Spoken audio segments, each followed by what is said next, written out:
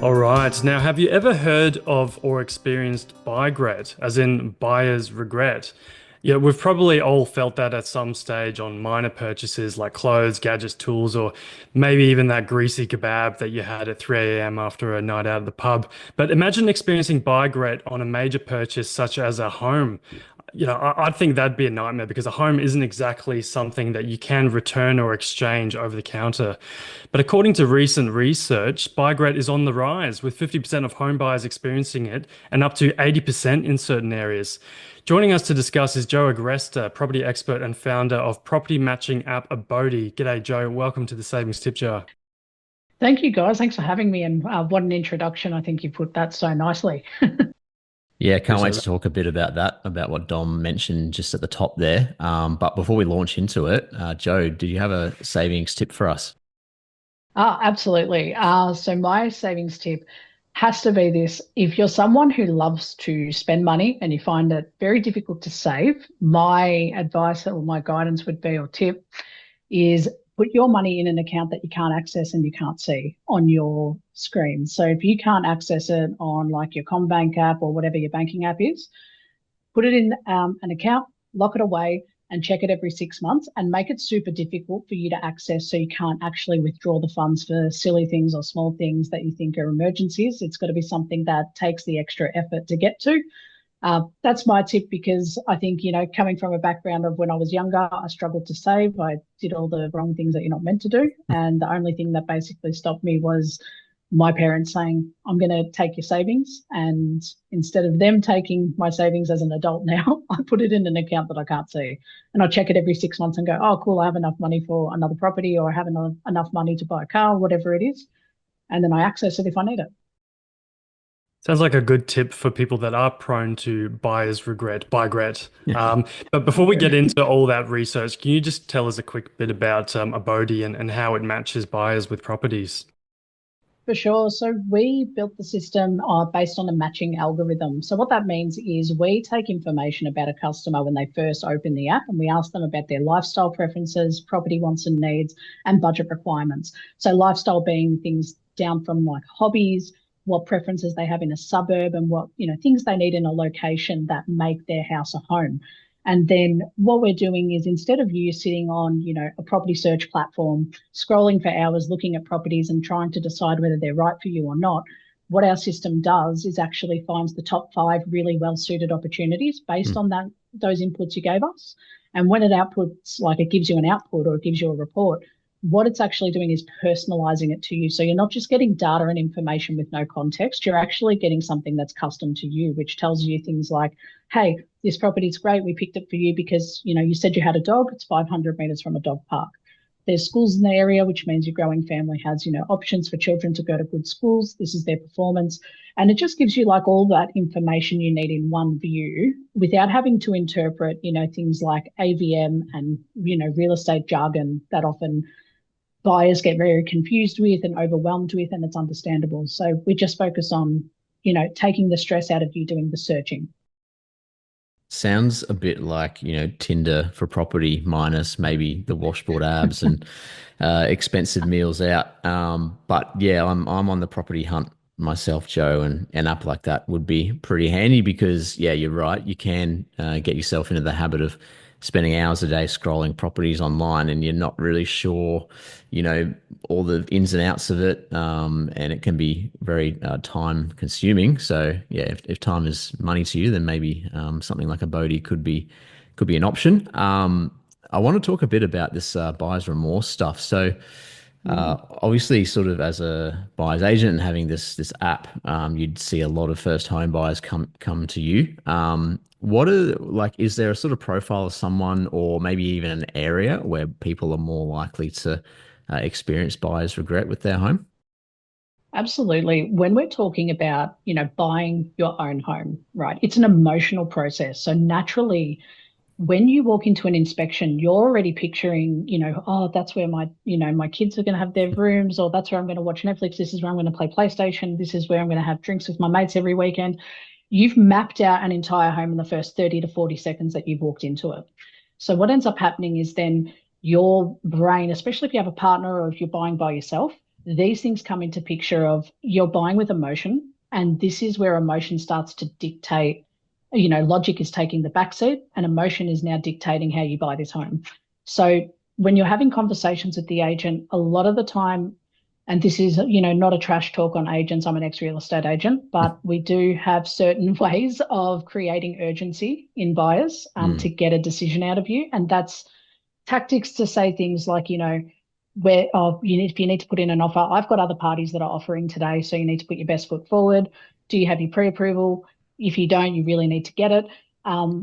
All those things send buyers into a bit of a panic. So where I see the biggest challenge at the start of the journey is the inspection, because that's where you've mapped out absolutely everything in the first time you're seeing the property. All the emotions are really high, and all of a sudden it's between you and this property and 10 other buyers in the agent's opinion that you're now competing to purchase. Jo, why do you think buygret is on the rise at the moment? Is there anything in particular about the current circumstances in the market or the industry that's driving more buyer's regret among home buyers? Absolutely. It's the lack of stock available. At the moment, we've got a supply shortage. So the challenge is buyers are coming into this picture knowing that even though agent tactics in the past saying there's other buyers in this market, that's probably true.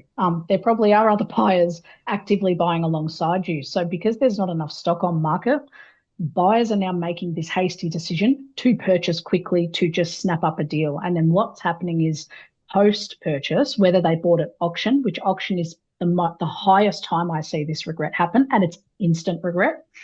You see it on the faces. I attend a lot of auctions. I've watched the bidding, I've advocated for my own buyers, and I see the ones that don't have a strategy, and you see the regret set in immediately after they've won, because they know that it's gone way above reserve, but they've won the property. And that's where it's a bit sad, because that's what they wanted, but maybe not at the price they paid for it. So I think supply is definitely playing into this.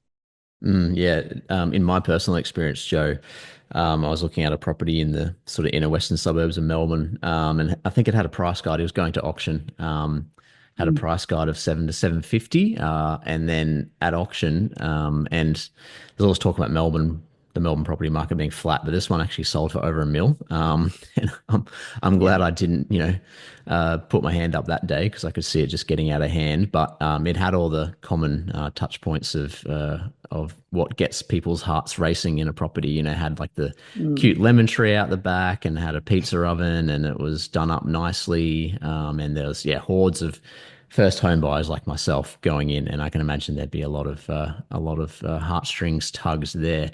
I guess what I wanted to talk about was, is there a natural sort of level of buy regret? Because I, for example, is a bit different. I bought a car last year, and when I was driving it away, there was a tiny bit of regret because all that money's just left your account. Do you reckon there's a natural level of buy regret, and is there a way to push through that feeling?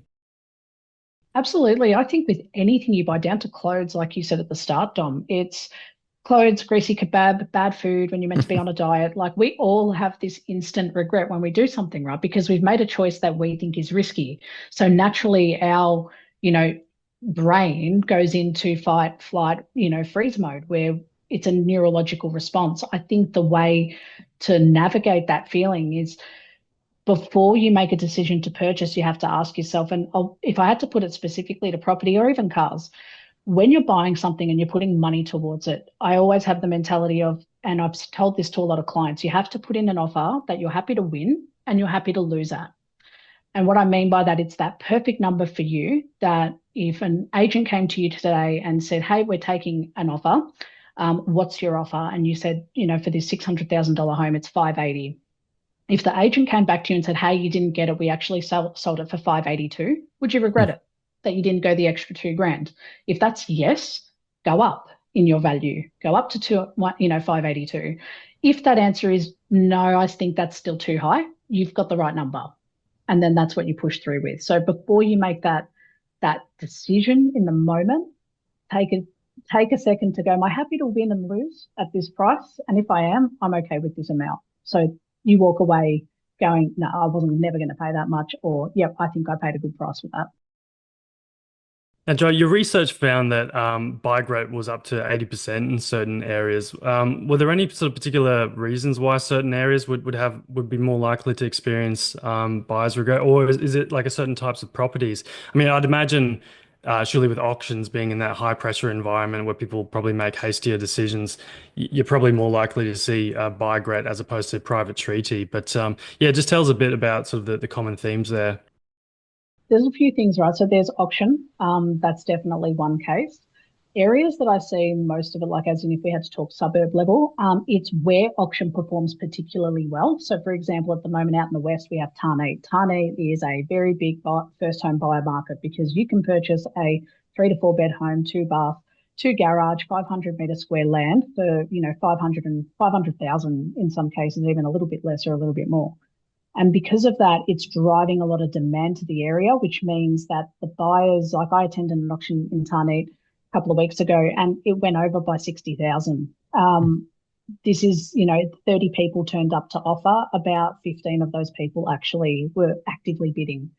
And these are not properties that are technically, like those $1 million home brackets. They're standard first home buyer homes. You got a lot of emotions around those auctions people are offering and they're overpaying. So I think certain suburbs attract it. Where auction performs well is where I see this mostly happening. So if you look across like the southeast of Victoria, there's not a lot of auction here. There's maybe a couple of auctions here and there, but it's mainly private treaty and it gives the buyers an opportunity to offer blindly. But if they don't get it, it's kind of, you get both sides of the coin.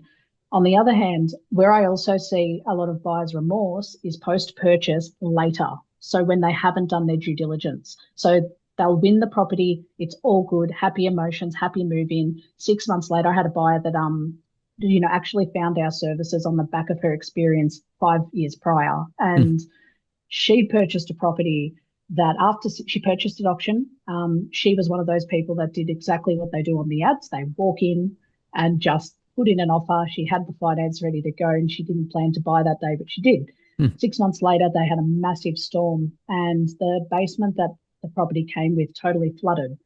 And when she went to insurance, they said this was a pre-existing condition that was, due to poor handyman, poor workmanship that was through renovations.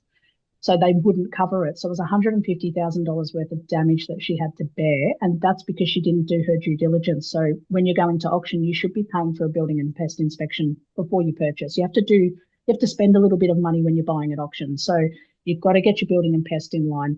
And all of that led her to our path 5 years later saying, I can't make the same mistakes again. Just tell me what I need to do in step format to get a property without getting into this sticky position again. And the reality is, if she got a building and pest inspection, she probably would have saved herself a massive headache and massive regret on that home, and it set her back quite a bit. Yeah, for sure. I think it's a pretty timely reminder, that one, especially up in Queensland, up near Dom's Way.